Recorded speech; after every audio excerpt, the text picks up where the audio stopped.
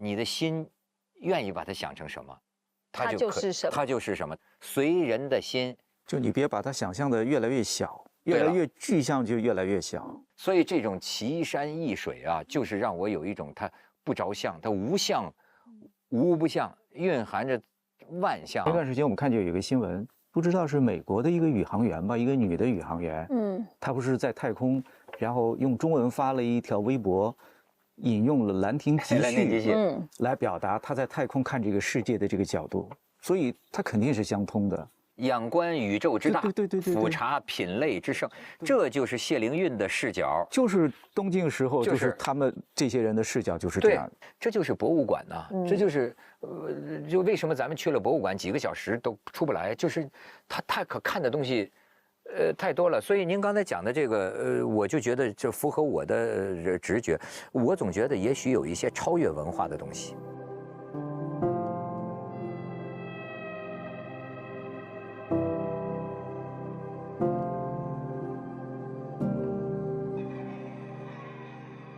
中国历史上，公元3世纪大概到6世纪，就经历了一个就政治上非常分裂的时期。这分裂的时期就叫六朝，魏晋南北朝。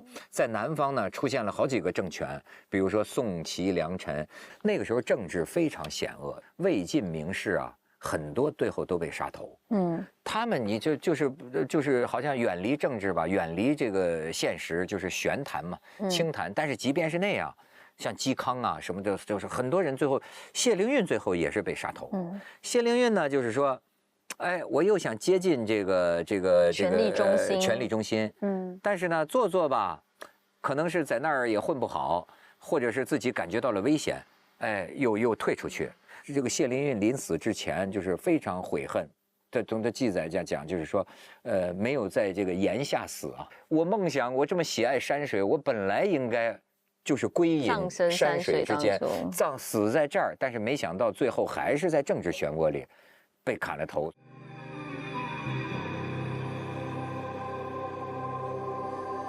老子很深了吧？老子都要用一个自然的比喻，环境为天下谷，天地之间像一个山谷。所以当我们到了这儿之后，你觉得？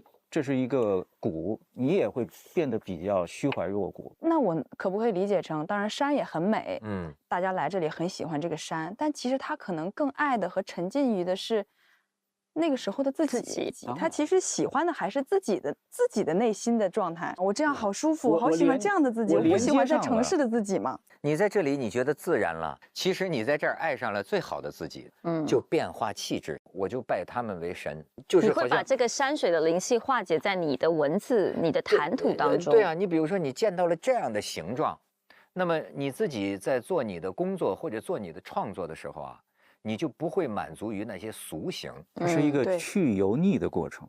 对呀，说得好，去油腻，说得对，真的像我们这种中年油腻男呢，到这儿真的就是洗胃，洗胃，洗肝儿。你们过几天要去遂昌，遂昌当年有一个人汤显祖，1598年从遂昌到这儿来，汤显祖来过这儿，来这儿的时候就迷路了之后他写了一首诗。他就问那个采茶的姑娘，借问采茶女，烟霞路几重，平山遮不断，前面剪刀锋。他肯定是指他内心里的一种迷茫，因为他在遂昌当县令，他是很迷茫的，当了5年，然后有人给他推荐，让他到温州来当温州推事，一个司法官员，结果那一趟也没完成他的愿望，所以他在雁荡山是一种迷路的状态。但是这个时候，他看见前面有一个剪刀锋。那个剪刀锋呢，就很像是一把剪刀一样，可以剪断他内心里的那个繁杂的那个思绪。所以也就在1598年，所以他就辞职了，后来就回到了江西临安，现在的抚州。过了4个月，《牡丹亭》问世了。那对他来讲，也是一种山重水复疑无路。柳暗花明又一村。当然，我们不能吹牛说雁荡山改变了他，只是说雁荡山和他有过一次心境上的一种互动。名山就是引起大多数人共鸣的山嘛。我个人啊，当然是很多人喜欢这样说，它像个狗啊，像个老虎啊，咱们在各地命名都喜欢这样去命名。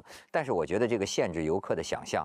实际上，最好的石头、最好的山啊，是无相。当年这个明代的时候有叫米万钟，米万钟有一块著名的石头，后来明代的画家吴彬把它画下来，十面灵璧在拍卖的时候，我的天，那是多少了？5亿啊！十面灵璧，十面灵璧那幅画嘛。哦，最后卖了5亿啊。嗯。哦，你看，但是它那块石头呢叫飞飞石，飞飞石就是飞象。哦。其实就像这个山一样，它要太像了一个什么啊？它反倒太不丰富了，就是靠你的心了，你的心愿意把它想成什么，它就是什么，它就是什么，随人的心。就你别把它想象的越来越小，越来越具象就越来越小。所以这种奇山异水啊，就是让我有一种它不着相，它无相，无不相，蕴含着万象。十面灵璧就是画一块。你就像明代的这个米芾的子孙呐，就米万钟啊，他有这么一块石头。是我当年刚入行的时候，就是2年前刚入行那一场拍卖的一件最震惊的拍品，我当时都不懂，但这价格也确实像那么画的太高了。将来可能会证明值得的，因为没有第二个。主要它的出版啊、注录啊、题跋啊，就名人唱和啊，东西太多了。有一种叫抽象艺术、抽象画。要不就是具象艺术，中国画是什么呢？中间的啊，幻象艺术。我们是这个似真似幻。你看，尤其现在这个天暗下来啊，你就觉得这是不是幻象？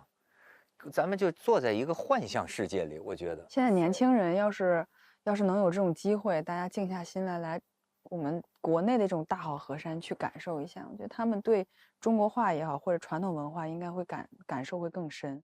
以前看台北故宫的字画、山水画，你无法想象山长怎样，因为我们没有看过这样的山。然后这次来，就对我来说是山水就是中国文人的信仰，山水是山水的精神，就是我们中国文人的宇宙观。你看了吗？不是咱们这山吗？不对，从刚刚下面看，北宋的这个范宽画的《西山行旅图》，你跟这个对照。有点像，前面是绿印，然后深深的山体，对，然后后面一层一层的。对，中国画上面的这个点这个植被，多像啊，多像啊！所以我觉得我在这看到的是北方的山水和南方的山水结合为一，当头是吧？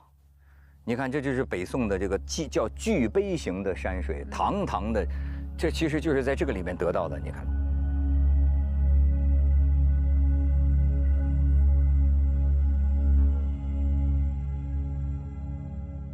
你会变成你所吃的东西，吃什么你就会变什么，慢慢的你就越来越长得像，这对你不是什么好消息是吗？越来越长得，就是说它有它的形态，它的美，对它的气韵。对，下次我们见面就互夸，哎，你长得越来越像雁荡山了，真的，对不对？小点儿也更像太湖石了，得有80了吧？外面人都不知道我们在讲什么。喝茶。但也难不保你明天可能火车取消啊。对，这山可灵，我跟你说，话不能乱说。这个朱老师这光头太适合他背后这个背景了，恍若一名孤僧，你看。你会喜欢的，看，好看吗？谢谢，回头您发给我。